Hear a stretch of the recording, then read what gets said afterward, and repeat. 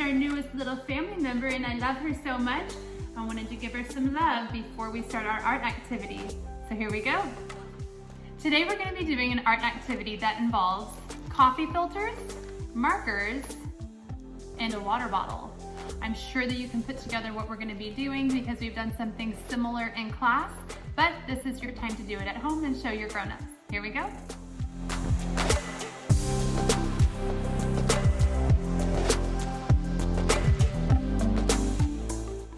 This lesson does have a lot of supplies that you'll be using throughout the video.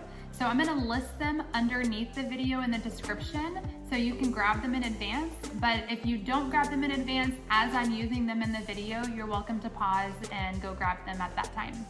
Let's do it.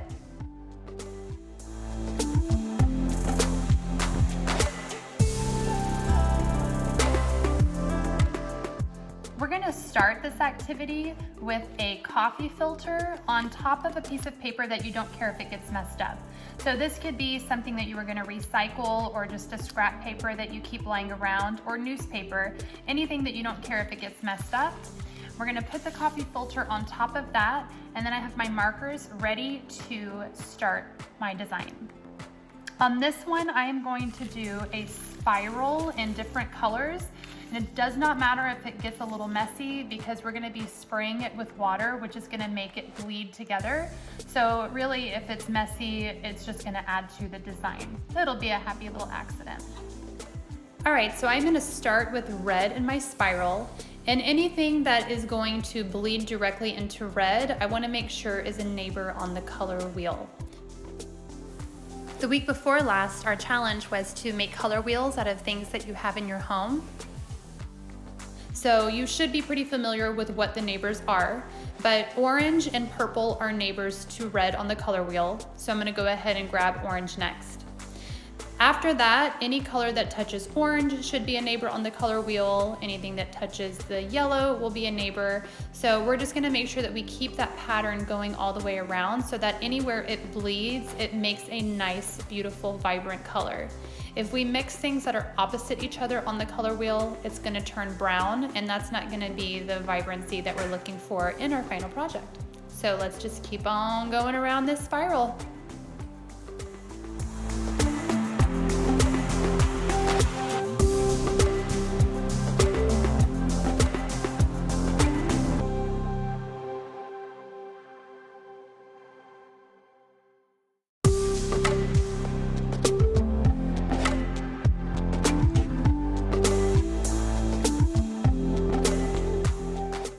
Okay, so here is my base design on the filter. And now we're going to spray it. So I'm gonna move this to the side for just a second. And I have a cookie sheet, and I'm gonna place a paper towel over the top of that so that whenever I spray it, the coffee filter is so thin, it's going to bleed straight through and onto the underneath it. So if you have a newspaper or something that you want to put under here, or napkins with a cookie sheet, I just don't want it to get on the countertop. And then when I spray it, you're going to start to see it bleed together.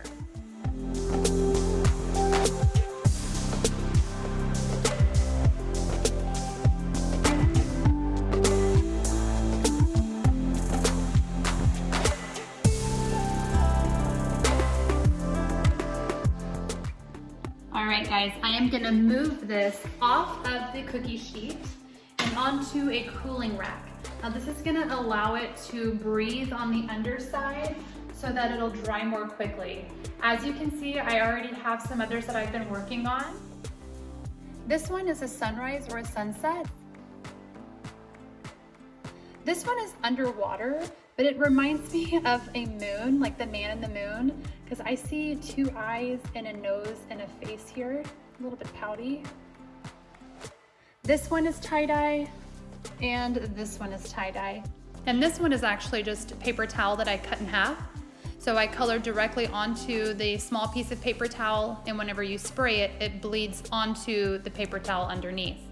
So for each of these, the coffee filter has bled onto the paper towel underneath, leaving you with two works of art.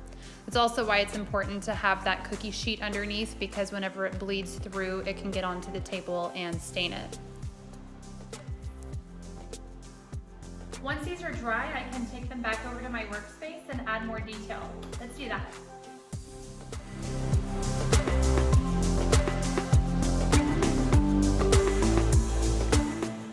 Okay guys, these two are dry and I am ready to move on with my vision for these.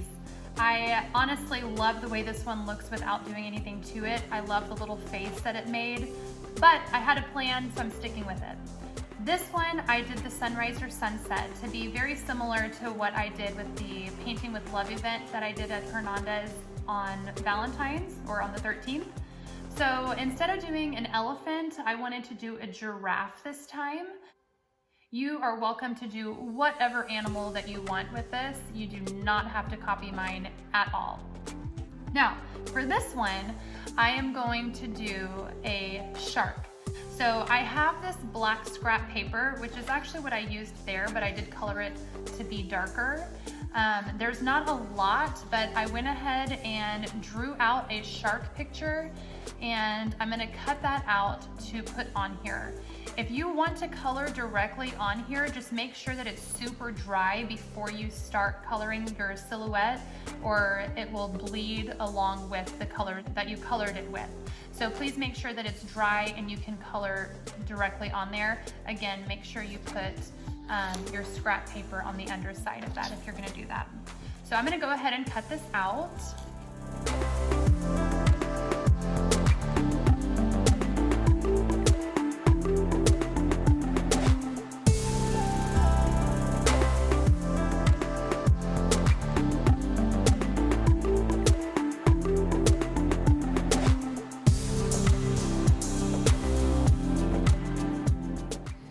And there's my shark.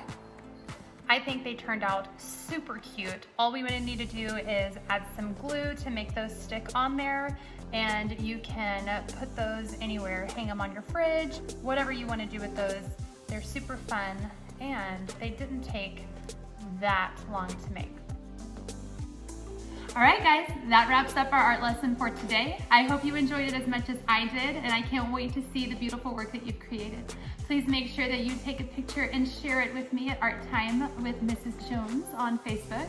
And until next time, keep creating. Love you, bye.